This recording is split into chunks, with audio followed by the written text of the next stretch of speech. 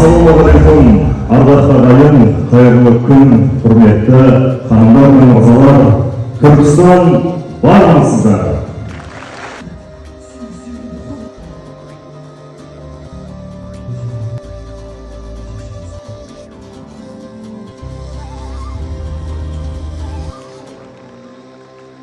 Есірткісіз қоғам құру әрбір азаматтың алдында тұрған басты міндеттердің біреуі деп есептеймін.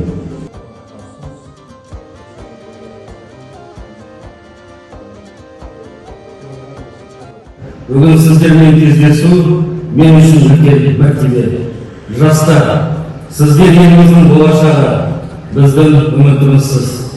Есірткіге қарсы күресте сіздердің рөлдеріңіз орасан зор.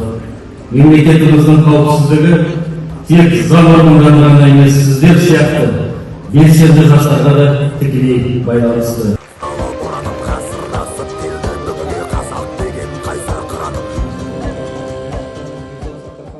Есірткіге тәуелді жанның тымырқыста болашағы бұлыңғыр. Бір сәттік құмарлық бүкіл өмірді өлтіреді. Сондықтан есірткіден аулақ болып, жас өмірлеріңізді өз қолдарыңызбен бүлдірмеңіздер.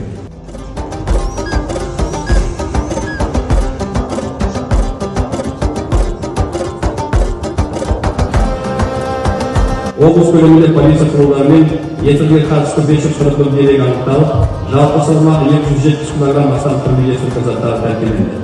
Одан бөлек, интернет желісіне мониторинг жүргізу барысында 91 есірткі сайттары анықталып, кейбір қадағалау жүйесі қолдана отырып жойылды.